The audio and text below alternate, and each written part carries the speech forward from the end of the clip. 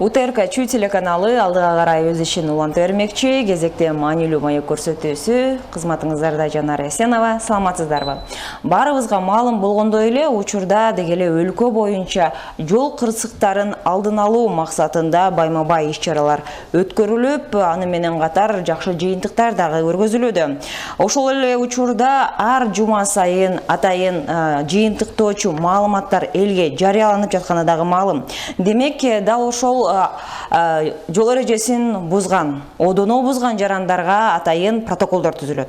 Ал протоколдор кандай негизде түзүлөт? Дегеле бул түзүлгөн айыптар андан ары эмне болот? Алар кандай чечилет деген суроо менен атайын биз маалымат бөлүшөлү деп студиябызга меймандарыбызды чакырганбыз. Уруксат этсеңиздер, тааныштыра кетели. Жайыл райондук ички иштер бөлүмүнүн жол кыймылынын көзөмөлдөөнүн укук колдонуу тажрыйбасы боюнча улук инспектору Элмурат Алиев жана ошондой эле Аламүдүн районунун ички иштер бөлүмүнүн жол кыймылынын көзөмөлдөөчү укук колдонуу тажрыйбасы боюнча улук инспектору Улан Кенжекуловдор келишкен. Саламатсыздарбы? Саламатсызбы. Чынында эле азыркы учурда сиздер аткарып жаткан ишмердүүлүк жогорку деңгээлде десек туура болот. Анан эң алгач дегеле ушул азыркы тапта байма-бай иштер жүргүзүлүп жатат, дегеле ушул жол кыймылынын жүргүнчүлөр үчүн дагы, айдоочулар үчүн дагы дегеле ушул кырсыктарды болтурбоо жаатында иштер көргөзүлүүдө.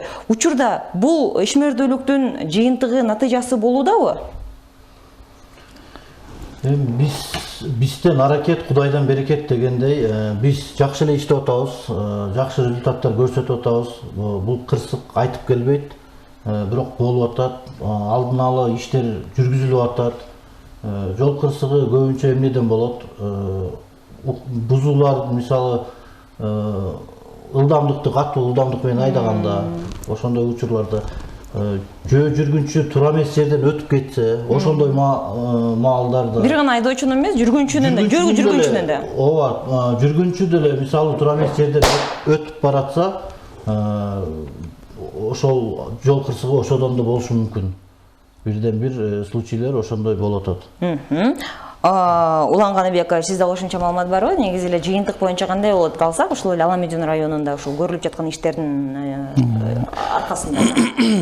Туура суроо. Бизде мына азыркы маалда байма-бай ар кандай жол кыймылына карата рейдтик иш-чаралар өткөрүлүүдө. Айта кетсек, Ролдо, Бахус деген рейдтер үзгүлтүксүз болуп турат. Ошолордун ошол рейдтин эмесин айта кетсек, көбүнчөсү могу грубый нарушенияларга карата айдоочуларга протоколдор түзүлөт. Эң башкысы бизде могу автоунааны ичимдик ичип алып башкаруу боюнча көптөгөн жагдайлар кездешет. Негизи эле азыркы кезде ушул акыркы жылдары мыйзамда дагы катуу айтылып, жана катуу эскертилип, жана катаал баягы айыптар, айыппулдар коюлган. Деген менен ушул мас айдоочулар же болбосо ичимдик ичип алып автоунааны башкарып жүргөн айдоочулар дагы кездешүүдө. Аларга карата кандай чаралар көрүлүүдө учурда? Туура, эң абдан туура суроо болду. Өзүңүздөр жакшы билгендей, азыркы мыйзамга өзгөртүүлөр келип, азыркы учурда мас айдоочу кармалганда анын айдоочулук укугу, айдоочулук көлүгү 1 жылга ажыратылат. Мурда деген бул айдоочу мас абалында түшсө, кармалса, штраф, айып пул менен кутулуп кетчү да. Азыркы учурда айдоочу мас абалында кармалса, айдоочулугу 1 жылга ажыратылат. Эгер айдоочулук укук жок болсо, анда 3 суткага камалат. Эгер айдоочу ичип алып мас абалында жол кырсыгына кабылса, 3 жылга айдоочулук укугунан ажыратылат. Деген менен, мисалы үчүн азыркы учурда ошол укугунан ажыратылгандан кийин ошол бир гана укугунан ажыратылып коебу же дагы кошумча айыппул төлөнөбү? Жана бул ирет бир жаран эле кайра баягы укугунан ажыратылды, айыппулдарын төлөдү деген менен келечекте дагы кармала турган болсо, дагы шарттар кандай болот? Элмурат мырза айта кетсеңиз. Дагы экинчи жолу уже кармалса 1 жылдын ичинде. 1 жылдын ичинде кармалса. 1 жылдын ичинде эгерде кармалса, аны уже арест берет, камакка алынат 3 суткага. Эгерде жөн айдап түшүп калса, эгерде жол кырсыгы менен байланыштуу болуп калса, анда 7 суткага камакка алынат. И бул жакта 33-чү беренеде кайсы адамдарга арест берилбейт, камакка алуу болбойт. Бул боюнда бар аялдарга, анан инвалидность 1-2 группа ошолор болсо, аларга переквалификация болот, 6-часть менен 20 000 сом айып салынат. Демек, ичип алып автоунааны башкарган жарандар, айдоочулар алгач дегеле алар айдоочу укугунан гана ажыратылып, алар айыппул кошумча төлөбөйт экен да. Жок, төлөбөйт.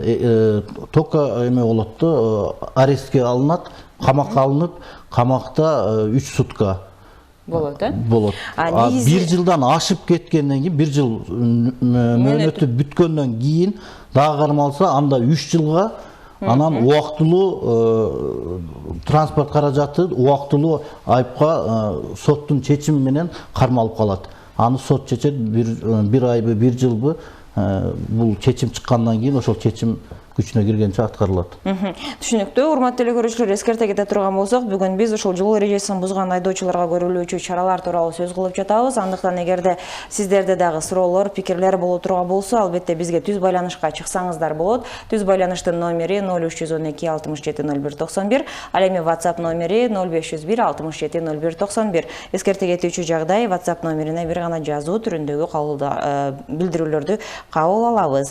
Анан мынакей негизи мас абалындагы же болбосо ошол ичимдик ичип алып башкарган айдоочулар, унааларын башкарган айдоочулар чынында эле өтө кооптуу болот. Бирок сейрек кездешпесе керек. Негизи эле азыркы учурда ошол жол эрежесин бузган түрлөр айдоочулар тарабынан көбүнчө кайсылар? Ошол эле алсак, Жайыл районунда, ошол эле Аламедин районунда, себеби Жайыл районун алсак, бул дегеле ошол Бишкек-Ош трассасынын негизинде турат. Аламедин району шаарга жакын болгондуктан калктын жыштыгы өтө көп. Көбүнчө ылдамдык, анан карама-каршы тилкеге чыгуу. Буларга карата кандай чаралар? Карама-каршы тилкеге чыгуу 15 000 сом айып салынат. Ылдамдык болсо 4 бөлүктөн болот. Биринчиси 1000 сом, 1000 сом айыппулу салынат. Экинчи часть болсо 3000 сом, үчүнчү часть 7500 сом айып салынат. Төртүнчү часть ал уже 15 000. Бирок үчүнчү часть менен төртүнчү частька скидка жок. Толук сумма 7,5-15 000 төлөнөт. Коопсуз шаардын негизинде аткарылабы? Коопсуз шаар жолдо турган инспекторлор радарный установка бар, ошол менен деле чыгып калса, ылдамдыкты бузса, тосуп туруп протокол түзүп берет. Анан жеңилдиктер бар деп эдиңизби? Эмне себептен аларда жеңилдиктер болушу мүмкүн биринчи, экинчи бөлүктө? Жана ошол 4 бөлүк эмнеси менен айырмаланат? Ал жакта ылдамдык мисалы 60 болсо 80ге чейин айдаса, бул биринчи бөлүккө кирилет. Бул жеңил укук бузууга кирет. Экинчи частьты 100кө чейин болсо, үчүнчү часть 100дөн 120га чейин, ал уже 7,5 төлөйт. 120дан өйдө болсо, анда уже 15 000. Булар бирден бир себепкер болот. Жогорулашына карата болот экен да. Түшүнүктүү, рахмат. Улан Каныбекович, сиздер тарапта кандай одоно бузган, жол эрежелерин бузган жарандар бар? Бизде мына өзүңүздөр билгендей Аламедин району Бишкекке жакын болгонуна байланыштуу территориясы дагы ылдыйкы зонадагы Бишкек менен байланышкан чек аралаш, үстүңкү зонадагы Бишкек менен байланышкан болгонуна байланыштуу мындай транспорт каражаттары көп абдан. Анан мына азыркы тапта мына кышында, мисалы калсак кышында бизде эс ала турган жайлар көп да, тоолор бар. Ошол жакка айдоочулар барат, эс алат, анан кийин баягы дрифт деп коет, дрифтовать этип, анан кийин муздун үстүндө айдашат. Тоодо ошол убакта ошол нарушениялар мына авто эң баштыкка кирип кетет да. Авто эң баштык көбүнчө бизде ошол укук бузуу катталат. Жайында дагы ошо тоого чыгып эс алуучулар да көп болот. Ошол авто эң баштык бирден бир неме десем болот да, мындай укук бузуу авто эң баштык көп катталат. Ал эми мынакей, улантып бериңиз. Ошо авто эң баштыкка болсо штрафтын суммасы 15 000, буга мындай скидка каралган эмес да. Жеңилдетүүсү жок, толук төлөйт. Ошол авто эң баштыкты дагы 1 жылдын ичинде дагы кайталап дагы повторно да түшүп калса, анда авто айдоочулук укугунан 6 айга сот тарабынан ажыратылат да. Мында учурлар негизи эле ушул эки көйгөй тең, негизи Чүй облусу боюнча канчалык деңгээлде катталат? Баягы ушул эле сиздердин жүргүзүп жаткан иштериңиздердин негизинде өсүү динамикасы кандай көрсөткүчтө учурда? Азыр былтыркы жылдын көрсөткүчүн айта кетсек, былтыр 12 айда 2024-жылы Чүй облусу боюнча 200 816 айып бузуу катталган. 200 816. Алардын ичинен айта кетсек, эң эле көбү бул автоунаанын ылдамдыгын ашырып айдоо. Эң башкысы ошо, эң көбү ошо автоунаанын ылдамдыгын ашырып айдоо. Бул эсептелет. Андан сырткары дагы масса абалындагы айдоочуларга карата укук бузуулардын саны былтыр 2250 укук бузуу катталган. Түшүнүктүү. Анан деги эле ушул укук бузуулардын арасында, мисалы үчүн жогоруда айта кеттиңиздер, ылдамдык жана ошондой эле эң баштык боюнча. Ал эми булардын катарында мотоцикл айдагандар киреби? Ошол эле мисалы үчүн азыркы учурда ошол жол кырсыгына алып келген мотоциклдар дагы бар. Алардын дагы жанагы эле катализатор деп коюшат, ошол эле кандайдыр бир коомчулуктун тынчтыгын алып, өзгөчө бир күн жылып баштаган мезгилде өзгөчө чыгат эмеспи, көбөйүп баштайт. Бул жаатта кандай чаралар көрүлөт? Жана алар кайсыл категорияга кирет? Аларга деле мыйзам чегинде протокол түзүлөт, эрежелери бар.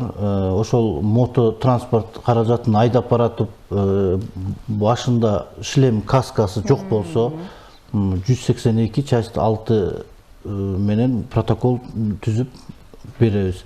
Ошондой эле башка нарушение, мисалы документи жок айдап жүрүшөт, ылдамдыкты бузса, терезелерин мыйзамсыз караңгатып, эреже баары бирдей эле. Мыйзамды мисалы ылдамдыкты бузса, ылдамдыкка протокол түзүп колуна карматабыз. Документи жок болсо, документ жок. Эгерде ичип алып айдаса, 190 часть 2 берени бар. Бул жанагы категориялары эмеге мотого кирбегендер, жана электромуравейлер, кичинекей скутерлер болсо, аларга да жол эрежесин бузгандарга протокол түзүлүп берилет. Түшүнүктүү. Ал эми ушул эле учурда жол эрежесин бузгандар бир гана унаа башкаруучулар эмес, жөө жүргүнчүлөр дагы кирет. Ошол эле учурда мынакей күн жылыгандан баштап самокатчылар дагы кирет, Бул жаатында кандай өзгөчөлүктөр бар, айып жаатында же болбосо ошол эле укук бузууларга карата болгон көрүлгөн чаралар? Жөө жүргүнчүлөр менен көп рейд пешеход деп коебуз, рейдтер жүргүзүлөт. Жөө жүргүнчү деген бизде рейдтер уюштурулат. Совместно биргеликте биздин участковый ар бир ровду өзүнүн бөлүмдөрү менен совместно рейд кылып туруп рейдке чыгабыз. Жана тура эмес пешеход тура эмес жерден өтсө, пешеход жок болгон жерден өтсө, ошондой эле светофордун жанынан кызыл күйсөдө өтүп кетсе, ошолорду кармап аларга мыйзам чегинде 190 берене менен же эскертүү берилет, же болбосо 1000 сом айып пул салынат.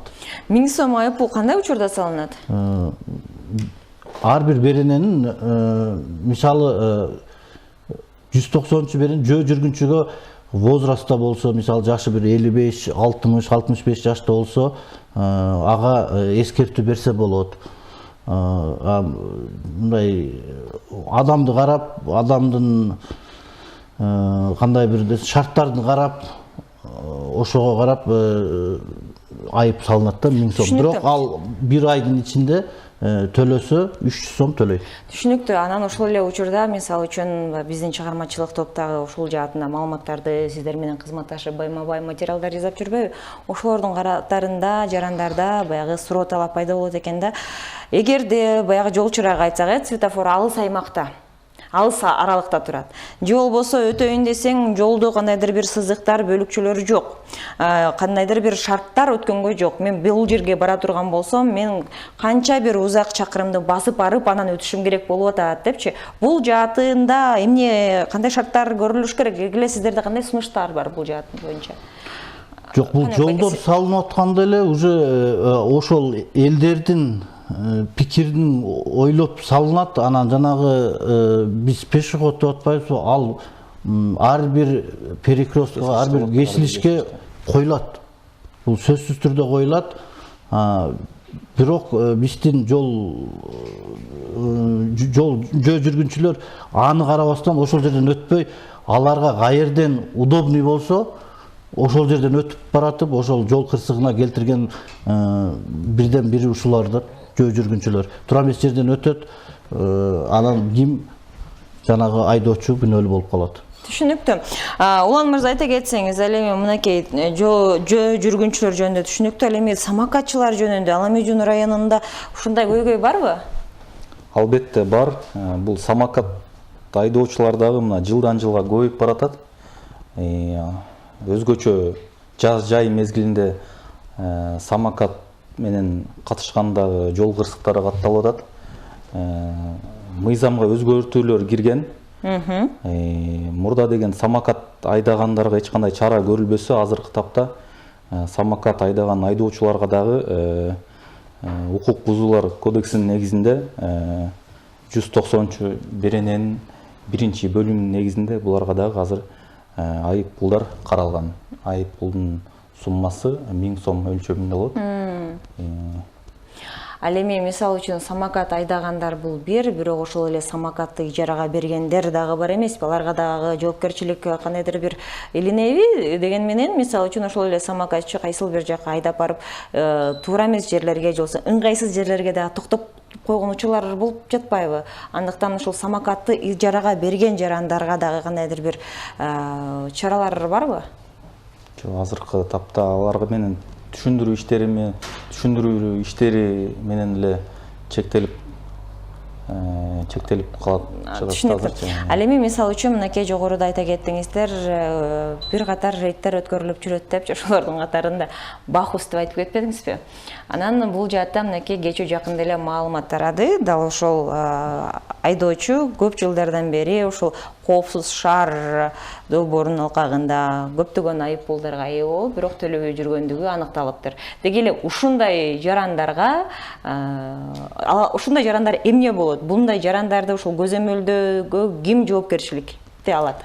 Туура бул айдоочу боюнча маалымат бар. Бул айдоочунун коопсуз шаар боюнча айып пулдардын саны 148 айып пул бар экен, төлөнө элекчи. Азыркы тапта бул автоунаасы айып короодо турат. Айдоочу келет бизге, биз ага түшүндүрүп токтомдорду колуна чыгарып беребиз. Бир айдын ичинде бардык 90% айып пулдары скидка каралганда, скидка менен бир айдын ичинде төлөп койсо болот да. Эгер төлөбөсө, например, анын мүлкү болот, мүлкүнө неме болуп калышы мүмкүн, мүлкү арестке коюлуп калышы мүмкүн, чет мамлекетке чыгып бара жатканда ограничение на выезд деп коет, ограничение коюлуп калышы мүмкүн. Бир жактан барып документ алат, паспортун алмаштырам дейт. Ошол жерде сөзсүз түрдө баягы штрафтары төлөнө элек экени чыгып калат дагы. Ошол штрафтар төлөмөйүнчө байланат да, ошол төлөмөйүнчө ал ишке ашпайт ошол нерселерчи. Ошон үчүн айдоочуларга да айтып кетким келет. Азыркы тапта мына цифровизация деп коет, жаңы технологиялар өнүгүп келе жатат. Өзүн ар бир адамдардын смартфон деген бар, интернет бар, телефонго келип эле төлөм кейжиге өзүнүн номерин жазса, өзүндө кандай штрафтар бар, машинеде кандай штрафтар бар, полный чыгат. Ал эң оңой эле. Анан бизге келсе, машинеси чет мамлекеттин машинеси болсо, бизге келсе райондук бөлүмчөлөргө биз ага токтомун чыгарып беребиз, анан скидка менен төлөп коет. Түшүнүктүү. Негизи эле азыркы сиздер аткарып жаткан иштер өтө эле жоопкерчиликтүү экен. Азыркы этапта мисалы үчүн ушул сиздердин кызматкерлериңиздерде, сиздердин кесиптештериңиздерде боди камералар менен иштешеби? Ооба, бар. Бул жаатта негизи эле бул ошол эле коррупциялык схеманы жоюу максатында жана ошол эле кызматкердин коопсуздугуна дагы карата иш-чаралар көргөзүлөт да. Андыктан азыркы кезде бул ушул жаңы коюлган техникалардын, ошол эле жаңы механизмде иш алып баруу канчалык деңгээлде сиздердин ишиңиздерди алдыга жылдырууга өбөлгө түздү? Бул боди камера, мен ойлойм, бул жакшы нерсе. Бул биринчиден биздин коопсуздукту сактайт. Өзүңүз билесиздер, азыркы заманда ар кандай фактылар катталып атат. Нападение на сотрудника, мисалы баш ийбейт, ошол маалда бизге мисалы доказательство жок болот да. А боди менен азыр жумушка чыгып баштагандан баштап кайра келип нөмөт убактын бүткөндө тапшырганга чейин бүт запись болот. Бул биздин мындайча айтканда адвокатыбыз десек деле болот да. Любой время алып чыгып ошол записти мен службам кандай өттү, мен каякта жүрдүм, эмне кылдым, кимге кандай чара көрдүм, ошонун баары биздин боди камерада болот. Ошол мен ойлойм, бул туура эле. Биз алдыга уже жылып баратабыз. Жакшы боди камераны жакшы эле көрүнүштө бул. Жана ошондой эле айдоочулар менен, ошол эле баягы жол эрежелерин бузган жарандар менен суроо талашта дагы тастыктоочу материал катары колдонулат да, э? Туура. Анан мынакей азыркы кезде мынакей тастыктоочу деп калдык. Ушул эрежелер боюнча биздин Кыргызстан негизи туристтер азыркы тапта көп каттала баштады, көп келе баштады. Мейли кышында, мейли жазында, мейли жайында, баягы мезгилине карата атайын өзүбүздүн көптөгөн жакшы шарттарыбыз бар эмеспи? Ошого сымал көптөгөн жарандарыбыз унаалары менен дагы киришет. Анан дал ушул чет элдик жарандардын унааларын көзөмөл кандай болот? Алардын кандайдыр бир ушул жол эрежесин бузгандан кийин алар ошол жол эрежени төлөбөй туруп кетип калышабы же аларга дагы кандайдыр бир чаралар каралганбы? Жок, алар да бирдей эле биздин мыйзамга бирдей баш ийет. Мыйзам бир баарыбызга, чет өлкөлүк жарандар болобу же биздин кыргыз жарандар болобу айырмасы жок. Мыйзам баарына бир, алар киргенде биздин мыйзам кандай болсо ошондой. Жанагындай эгерде алар тараптан кандай нарушениялар болгон болсочу? Нарушениялар болсо, булар жанагы Улан мырза айткандай төлөм KG деген бизде сайт бар. Ошол жакка кирип, машинесинин номерин туура жазса, ошол жактан канча айыбы бар чыгат. Ошол айып менен любой подразделение кайсы райондо жүрсө, ошол районго барып. Эми элестетсеңиз, ал 2 күнгө келди, шашылыш түрдө ал төлөм KG'ни билбейт экен. Анан кайра чет мамлекетке же болбосо өзүнүн мамлекетине, коңшу мамлекеттерге унаа менен келип кетүүчү, чыгып кетүүгө мүмкүнчүлүгү барбы? Же кандайдыр бир ошол бекеттерде кармалып же болбосо тастыкталабы? Жок, мүмкүнчүлүгү бар, чыгып кете алат.